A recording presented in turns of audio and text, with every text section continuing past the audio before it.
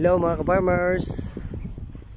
Ito nga pala yung kubo namin na kapag kami ay nadyan sa halaman na yan, ay dito kami nagpapahinga.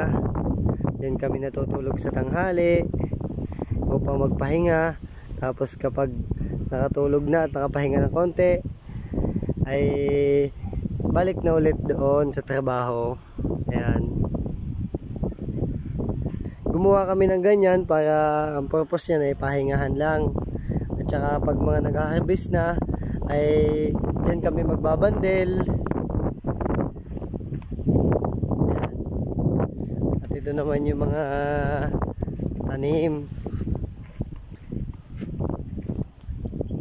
Ayan ay pechay. Mga farmers, medyo maliliit pa siya. Napakadami niyan. Alam nyo ba dati ang pechay nililipat pa namin pag gaganyan ng kalaki. Ayan, nililipat pa namin yan, tinatanim pa namin. Pero ngayon hindi na namin nililipat, pinadidiretso na namin. Sinasabog namin ng ganyan. Ayan. Ayan nga pala ay hindi akin. Ayan na isa aking kapatid na panganay. Napakasipag niya. Hindi siya nawawala ng halaman. Ayan, napakaganda ng pechay.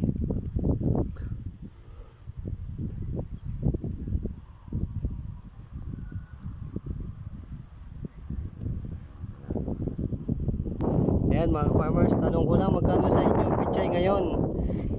Pag nabili kayo at nagugulay kayo, magkano sa inyo yan ngayon?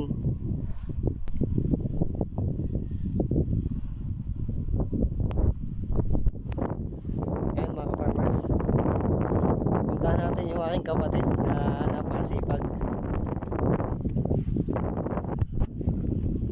Ay, kaya pala umaambon, may baraghari. Ayan. Ayan ang aking kapatid, nagtatrabaho siya, mga farmers. Anong itatanim mo dyan? Pechay at mustasa? Kakalmutin mo?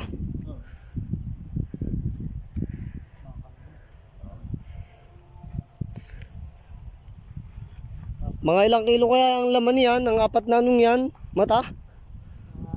Kilong pitsay, kalating mustasa.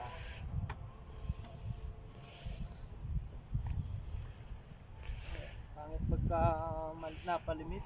Pangit nga pag napalimit, hindi masyadong makalaki, ano? Hindi masyadong lalaki. Ayan yung picture niya mga farmers. Patay ng damo. Hindi naman yan pwedeng ilipat.